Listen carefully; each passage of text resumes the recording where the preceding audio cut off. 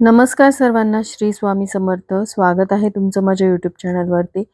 आजचा दिवस तुम्हाला खूप छान, सुखाचा, समाधानाचा जाऊ देत, हीच मी स्वामींच्या चरणी प्रार्थना करते आणि आजच्या या नवीन व्हिडिओला सुरुवात करते. गुढीपाडवा, मराठी नवीन वर्षाची सुरुवात. ज्या दिवसाची आतुरतेने आपण वाट पाहतो, तो दिवस आता उद्यावर येऊन ठेपलेला आहे. धार्मिक मान्यतेनुसार गुढीपाडवा हा एक भारतीय सण आहे, जो विविध राज्यामध्ये विविध नावांनी साजरा केला जातो. हिंदू दिनदर्शिकेप्रमाणे चैत्र शुद्ध प्रतिपदेला हा सण महाराष्ट्रात साजरा केला जातो. शालिवाहन संवत्सराचा हा पहिला दिवस आहे. गुढीपाडव्याचा दिवस हा 3.5 मुहूर्तापैकी एक मुहूर्त मानला जातो. या दिवशी दारी उभारलेली गुढी हे विजय आणि समृद्धीचं प्रतीक आहे असे मानले जाते. या दिवशी शुभ कार्याला सुरुवात, सोने, चांदी, वाहन, घर खरेदी इत्यादी गोष्टी केल्या जातात. गुढीपाडवा हा चैत्र शुद्ध प्रतिपदेला साजरा केला जातो. नियमानुसार ज्या दिवशी सूर्योदयाला प्रतिपदा तिथी असते, त्याच दिवशी पाडवा साजरा होतो. अमावस्या ही फाल्गुन महिन्याचा शेवटचा दिवस आहे. प्रतिपदा ही चैत्र महिन्याचा पहिला दिवस आहे. 2026 मध्ये गुढीपाडवा 19 मार्च रोजी आहे. अमावस्या समाप्ती ही सकाळी 6:53 होणार आहे. त्यामुळे अमावस्या संपल्यानंतर आपल्याला गुढी उभारायची आहे. 19 मार्चला सूर्योदयाला प्रतिपदा तिथी असल्याने तोच दिवस अत्यंत शुभ आणि गुढी उभारण्यासाठी योग्य आहे. गुढीपाडवा हा हिंदू धर्मातील मोठा सण आहे. हिंदू धर्मशास्त्रानुसार नवीन वर्षाची सुरुवात गुढीपाडव्यापासून होते. त्यामुळे गुढीपाडव्याला हिंदू धर्मामध्ये विशेष महत्त्व आहे. गुढीपाडव्याच्या दिवशी गुढी उभारून नवीन वर्षाचं जल्लोषात स्वागत केलं जातं. देशभरामध्ये हा सण मोठ्या उत्साहात साजरा केला जातो. गुढीपाडवा म्हणजेच मराठी नवीन वर्षाची सुरुवात आहे. त्यामुळे अनेक जण या नवीन वर्षामध्ये काही संकल्प करत असतात. येणारं वर्ष हे आपल्याला आनंदाचं, सुखाचं, भरभराटीचं आणि आरोग्यदायी जावो, घराला आर्थिक स्थैर्य मिळावं अशी प्रत्येक व्यक्तीची इच्छा असते. आणि म्हणूनच या दिवशी वास्तुशास्त्रात सांगितल्यानुसार काही सोपे उपाय केल्यास आपल्याला वर्षभरामध्ये कधीही पैशाची कमतरता भासत नाही. तसंच देवी लक्ष्मीचा अखंड आशीर्वाद आपल्यावरती राहतो. कर्जबाजारीपणा झालेला असेल तर कर्जातून देखील आपली सुटका होऊ शकते. एवढं महत्त्व गुढीपाडव्याच्या दिवशी केल्या जाणाऱ्या उपायांना आहे. त्यामुळे या दिवशी काही खास उपाय जे आहेत ते आवर्जून केले जातात. तर असाच एक अत्यंत प्रभावी पण साधा उपाय मी आजच्या व्हिडिओमध्ये शेअर करणार आहे. या उपायामध्ये उद्या गुरुवारी आलेल्या गुढीपाडव्याच्या दिवशी तुम्ही फार काही नाही केलं तरी सुद्धा चालणार आहे. पण अंघोळीच्या पाण्यामध्ये ही एक वस्तू आवर्जून टाकायची आहे. ही वस्तू अंघोळीच्या पाण्यामध्ये टाकल्याने आपल्याला असलेले सर्व दोष, आपल्या मार्गात येणाऱ्या सर्व अडचणी, नकारात्मकता दूर होतील. 7 पिढ्यांचं दारिद्र्य नष्ट होईल आणि घरामध्ये सुख समृद्धी येईल. तर हा उपाय कशाप्रकारे करायचा आहे, कोणता मंत्र बोलायचा आहे, याबद्दलची माहिती जाणून घ्यायची असेल तर व्हिडिओ स्किप न करता शेवटपर्यंत बघा. चॅनलवरती पहिल्यांदा आला असाल तर सबस्क्राईब करा आणि असेच नवनवीन माहितीपूर्ण व्हिडिओ बघण्यासाठी बेल आयकॉनलाही क्लिक करा. त्यामुळे जेव्हाही मी नवीन व्हिडिओ अपलोड करेल तेव्हा त्याचं नोटिफिकेशन सर्वात आधी तुम्हाला मिळेल आणि तुम्ही माझा एक पण व्हिडिओ मिस करणार नाही. त्याचबरोबर हाईप बटनलाही प्रेस करा, जेणेकरून जास्तीत जास्त लोकांपर्यंत हा व्हिडिओ पोहोचेल. चला तर मग जास्त वेळ न घालवता व्हिडिओला सुरुवात करूया. तर आता हा उपाय जो आहे तो अगदी लहानांपासून ते मोठ्यांपर्यंत सर्वांनी करायचा आहे.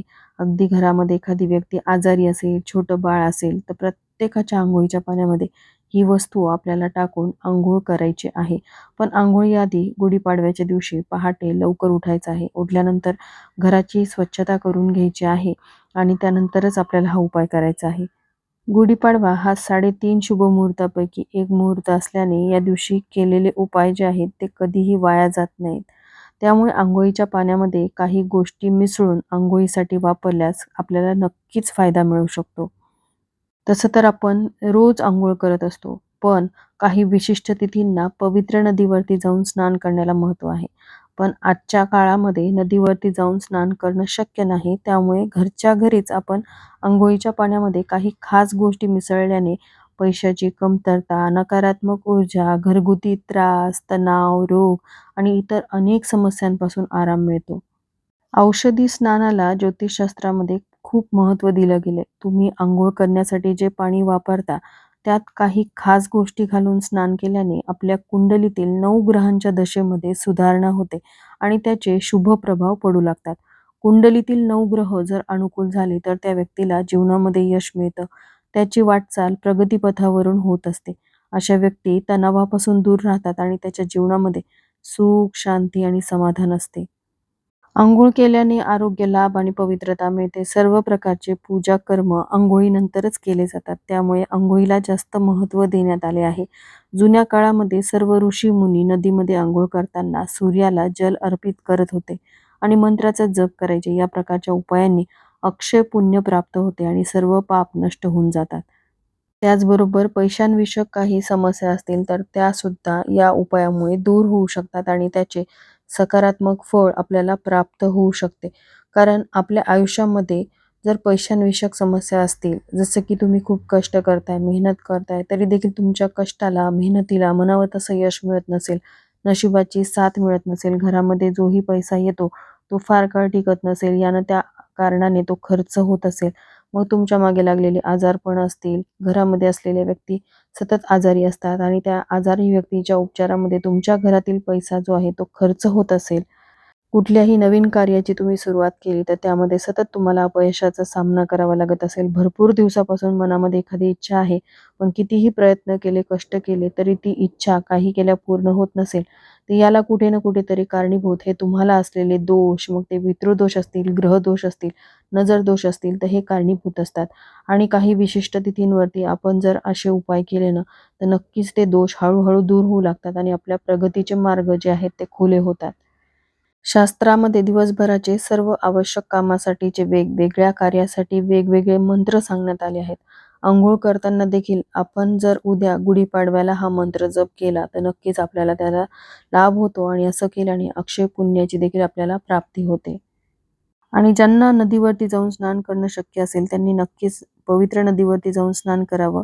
असं केल्याने त्यांच्या भोवती असलेली नकारात्मक ऊर्जा देखील संपुष्टात येते. आता आपल्याला उद्याच्या दिवशी अंघोळीच्या पाण्यामध्ये ज्या वस्तू टाकायच्या आहेत त्याआधी उद्या आपल्याला जर शक्य झालं तर उटणं देखील लावायचं आहे. कारण जसं दिवाळीला अभ्यंग स्नानाचं महत्त्व आहे तसंच गुढीपाडव्याला देखील अभ्यंग स्नानाचं महत्त्व आहे. त्यामुळे जर तुम्हाला शक्य झालं तर तुम्ही थोडीशी हळद घ्यायची आहे. शिवाय मोहरीचं तेल घ्यायचं आहे, थोडंसं बेसन घ्यायचं आहे आणि कच्चं दूध घ्यायचं आहे. हे सर्व मिश्रण एकत्रित करून याचं उटणं आपल्याला संपूर्ण अंगाला लावायचं आहे. आणि जर हे करणं शक्य नसेल तर किमान तुम्ही तिळाचं तेल जर घरामध्ये असेल तर ते संपूर्ण अंगाला लावायचं आहे आणि त्यानंतर तुम्हाला अंघोळ करायची आहे. आता उद्या गुढीपाडव्याच्या दिवशी आपल्याला अंघोळीच्या पाण्यामध्ये अशा कोणत्या वस्तू टाकायच्या आहेत, तर पहा, सगळ्यात पहिली वस्तू जी आपल्याला अंघोळीच्या पाण्यामध्ये टाकायची आहे ते म्हणजे गंगाजल. आता गंगाजल का टाकायचं? कारण या दिवशी पवित्र नदीवरती जाऊन स्नान करण्याला महत्त्व आहे. त्यामुळे 1 ते 2 थेंब आपल्याला गंगाजल अंघोळीच्या पाण्यामध्ये टाकायचं आहे. गंगाजल नसेल तर गोमूत्राचे 2 थेंब टाकले तरी सुद्धा चालणार आहे. त्यानंतर आपल्याला या दिवशी गुरुवार असल्याने चिमूटभर हळद जी आहे ती आवर्जून अंघोळीच्या पाण्यामध्ये टाकायची आहे. हळद पाण्यात टाकून अंघोळ केल्याने कुंडलीतील ग्रहांची स्थिती मजबूत होते. गुरुग्रह हा बलवान होतो आणि भगवान विष्णूंचा आशीर्वाद मिळतो. कारण हळद जी आहे ती भगवान श्रीहरी विष्णूंना अत्यंत प्रिय आहे. त्याचबरोबर हळद आपल्या भोवती असलेली नकारात्मकता, आपल्याला असलेले दोष दूर करत असते. यामुळे घरामध्ये सुख शांती येते, दरिद्रता दूर होते आणि आयुष्यामध्ये प्रगती होण्याची शक्यता वाढते. त्यानंतर दुसरी महत्त्वाची वस्तू जी आपल्याला अंघोळीच्या पाण्यामध्ये टाकायची आहे आणि जिचं महत्त्व गुढीपाडव्याच्या दिवशी खूप जास्त आहे ती म्हणजे गुढीपाडव्याला 2 कडुनिंबाची पानं आपल्याला अंघोळीच्या पाण्यामध्ये टाकायची आहेत. कडुनिंबामध्ये अँटीबॅक्टेरियल आणि अँटीव्हायरल गुणधर्म असतात, ज्यामुळे शरीरातील विषारी पदार्थ बाहेर पडण्यास मदत होते. पाडवा हा उन्हाळ्याच्या सुरुवातीला येतो. कडुनिंब शरीर थंड ठेवण्यास मदत करते आणि उन्हाळ्यात होणाऱ्या आजारांपासून संरक्षण करते. त्याचबरोबर कडुनिंबामुळे त्वचेचे विकार दूर होतात आणि रक्ताची शुद्धी देखील वाढते. जीवनातील कडू आणि गोड अशा दोन्ही अनुभवांना समानतेने स्वीकारण्याचे प्रतीक म्हणून कडुनिंब आणि गूळ गुढीपाडव्याला खाल्ला जातो आणि म्हणूनच आपल्याला गुरुवारी आलेल्या गुढीपाडव्याच्या दिवशी 2 कडुनिंबाची पानं जी आहेत ती अंघोळीच्या पाण्यामध्ये टाकायची आहेत आणि त्यानंतर आपल्याला 2 ते 3 थेंब गंगाजलचे टाकायचे आहेत. गंगाजल अंघोळीच्या पाण्यामध्ये टाकल्यामुळे पवित्र नदीवरती जाऊन स्नान केल्याचं पुण्यफळ आपल्याला लाभतं. आता गंगाजल तुमच्या घरामध्ये नसेल तर तुम्ही गोमूत्र टाकलं तरी सुद्धा चालणार आहे. आता अंघोळ करत असताना आपल्याला एक मंत्र देखील म्हणायचा आहे. आपल्याला सर्वात आधी उजव्या खांद्यावरती पाणी घ्यायचं आहे, त्यानंतर डाव्या खांद्यावरती आणि त्यानंतर डोक्यावरून अंघोळ करायची आहे. ही झाली योग्य पद्धत. अंघोळ करत असताना ओम विष्णवे नमः, ओम विष्णवे नमः हा मंत्र आपल्याला आवर्जून बोलायचा आहे. अंघोळीनंतर काही महत्त्वाचे उपाय देखील करायचे आहेत, ज्यामध्ये आपल्याला या दिवशी पिवळ्या रंगाचं वस्त्र शक्य झालं किंवा केशरी रंगाचं वस्त्र शक्य झालं तर नक्कीच परिधान करायचं आहे. कारण हा गुढीपाडवा जो आहे तो गुरुवारी आलेला आहे आणि गुरुवारच्या दिवशी पिवळ्या रंगाचं महत्त्व खूप जास्त आहे. पिवळा रंग भगवान विष्णूंना प्रिय आहे. तसंच पिवळा रंग या दिवशी परिधान केल्यामुळे आपल्या कुंडलीतील गुरुग्रह हा बलवान होतो. म्हणून तुम्ही पिवळ्या रंगाचं वस्त्र आवर्जून परिधान करू शकता. अंघोळीनंतर सगळ्यात पहिलं काम जे आपल्याला करायचं आहे ते म्हणजे आपल्याला या दिवशी सूर्यदेवाला आवर्जून अर्घ्य द्यायचं आहे. त्यासाठी कलश भरून पाणी घ्यायचं, त्यामध्ये हळद, कुंकू, अक्षता, एक लाल रंगाचं फूल टाकायचं आहे आणि पूर्वेकडे तोंड करून ओम सूर्यदेवाय नमः, ओम सूर्यदेवाय नमः या मंत्राचा जप करत सूर्यदेवांना अर्घ्य द्यायचं आहे. असं केल्याने कुंडलीतील सूर्यग्रह मजबूत होतो. मराठी नवीन वर्षाच्या सुरुवातीला असा अर्घ्य दिल्याने आपल्याला नक्कीच त्याचे चांगले परिणाम पाहायला मिळतात. त्यानंतर या दिवशी अमावस्या देखील आहे, त्यामुळे त्याच कलशामध्ये पाणी भरून आपल्याला दक्षिणेकडे तोंड करून ओम पितृदेवाय नमः या मंत्राचा जप करत पितरांना अर्घ्य द्यायचं आहे आणि त्यानंतर आपल्या देवघरातील देवांचं विधिवत पूजन करायचं आहे.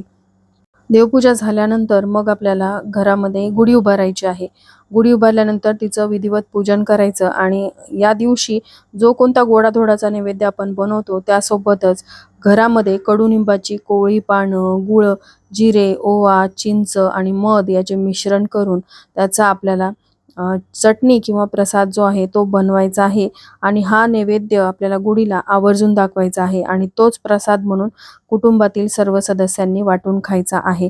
गुढी उभारतानाही बांबूच्या टोकाला कडुनिंबाची डहाळी ही लावली जाते. थोडक्यात गुढीपाडव्याला कडुनिंबाचे सेवन ही नवीन वर्षाची सुरुवात निरोगी आणि आनंदी होण्यासाठी केले जाते.